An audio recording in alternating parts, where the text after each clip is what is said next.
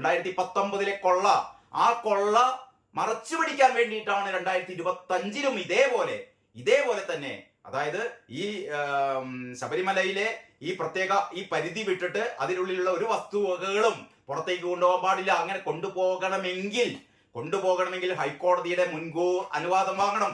ഹൈക്കോടതിയുടെ ഒരു special commission അവിടെയുണ്ട്. പക്ഷെ ഈ പ്രശാന്തും കൂട്ടരും എന്താ ചെയ്തത്? പ്രശാന്തും വാസവനും ചെയ്തത് ഹൈക്കോടതി അറിയിച്ചില്ല, സ്പെഷ്യൽ കമ്മീഷണർ അറിയിച്ചില്ല. ആരെയും അറിയിക്കാതെയാണ് 2025 ഈ ദ്വാരപാലക വിഗ്രഹങ്ങളും, ഏത് വിഗ്രഹങ്ങൾ, 2019 സ്വർണം പൂശിയത്. 2019 40 വർഷത്തെ ഗ്യാരണ്ടിയോടെ സ്വർണം പൂശിയ മുതലാണ് ഒരു 6 വർഷം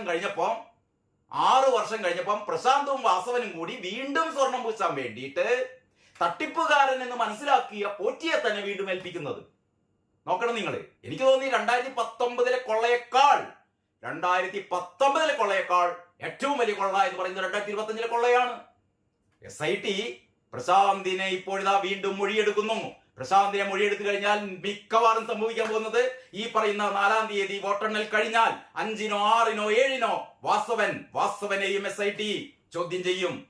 കടകംപള്ളിയെയും ചോദ്യം ചെയ്യും, വാസവനെയും ചോദ്യം ചെയ്യും. രണ്ടു കൂട്ടരും മത്സരിക്കുകയാണല്ലോ. രണ്ടു കൂട്ടരും 8 നിലയിൽ പൊട്ടുമെന്നുള്ളത് ഉറപ്പാണ്. എന്ന് പറഞ്ഞാൽ ഈ അയ്യപ്പനാണല്ലോ ഈ കാര്യങ്ങളൊക്കെ വെളിപ്പെടുത്തിയത്. അതുകൊണ്ട് തന്നെ ഇവിടെ കടകംപള്ളിയും തോൽക്കും, വാസവനും തോൽക്കും. ഈ തോറ്റ ഒരു മുൻമന്ത്രി, ഈ പ്രാവശ്യത്തെ മന്ത്രി, ഈ 2 പേരെയും SIT പിടിക്കും. കാരണം അയ്യപ്പൻ പിടിപ്പിക്കും. SIT അല്ല പിടിക്കുന്നത്, അയ്യപ്പൻ ഇവരെ പിടിപ്പിക്കും.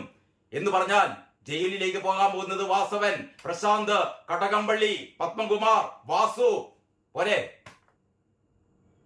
അപ്പോൾ ആകെ സീൻ മാറുകയാണ് എന്ന് പറഞ്ഞാൽ SIT ഇനി വളരെ കൃത്യമായി അന്വേഷണം തുടങ്ങുമെന്നാണ് പോലീസ് ഡിപ്പാർട്ട്മെന്റിലെ ഉന്നത തലങ്ങളിൽ നിന്ന് അറിയുന്നത്. കാരണം പിണറായി ഒന്നും രംഗത്തില്ല. പിണറായി മുങ്ങി